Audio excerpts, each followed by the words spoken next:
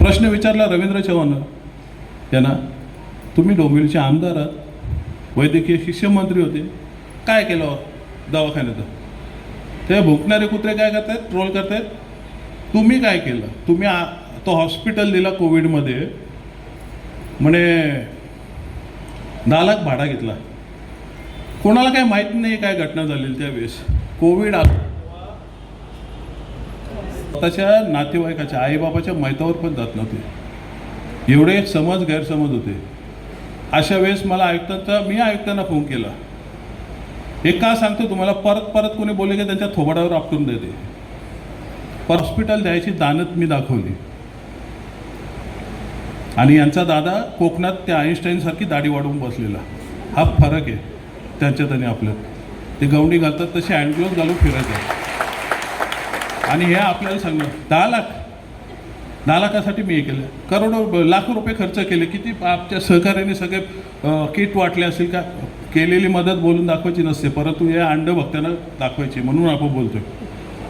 त्यामुळे मी माझं हॉस्पिटलची खराबी हो काय हो आम्ही न बघता दिला. अरे 3 वेळा मला कोविड झाला आणि गावाला जाऊन बसलेले ते चिल्लेपेल्ल्या सकील यांच्यावर टीका करा.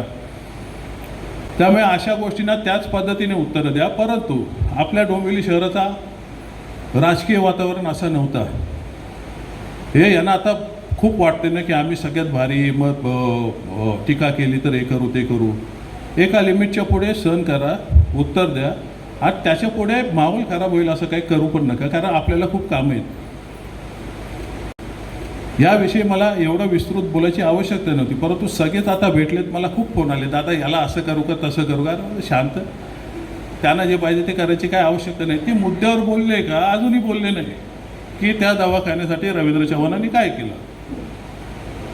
तिथे पोस्टमॉर्टमचं आणून ठेवलं, तिथे रक्त वाहून आल्यातनं त्या गटारातनं 3-1 हजार लोकांच्या कंप्लेंट आल्या, त्यांच्यासाठी काय केलं हे कोणीच उत्तर दिलं नाही. राजीव पाटलांनी 10 लाख भाडे. अरे बाबा, तुमचा दादा रिक्षात आला होता तेव्हा मर्सिडीजमध्ये फिरत होतो मी, खानदानी.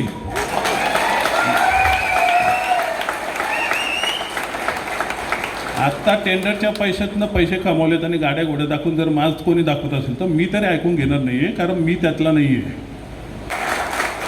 परंतु माझी त्यांनाही विनंती आहे की यांच्या मागे लागू नका. आहे सक्षम आपण, काय विषय नाही आहे, बाजूलाच आहे माझ्या राहतो.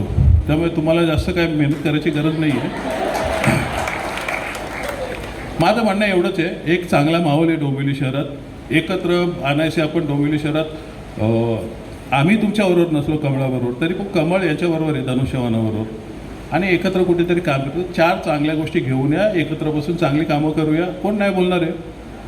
बांद्राला केलं तसं इथे करूया, चांगलं सॅटिस होईल तिथे. अशी कामं करून घेण्यासाठी आपण गेलो. आपण काय कोणाला पक्ष विकलो नाही किंवा कोणाच्या धमक्यांना घाबरून गेलो नाही. हे सगळे लोक इथं जे बरेचसे विषय असतील ते घेऊन पुढे जा. यांच्या मागे, या कुत्र्या मांजरांच्या मागे लागून आपला वेळ वाया घालवण्यात काय पॉईंट नाही आहे. त्यामुळे तशी वेळ आली तर जायचं, परंतु उगीचच कोणाची खोडी काढू नका.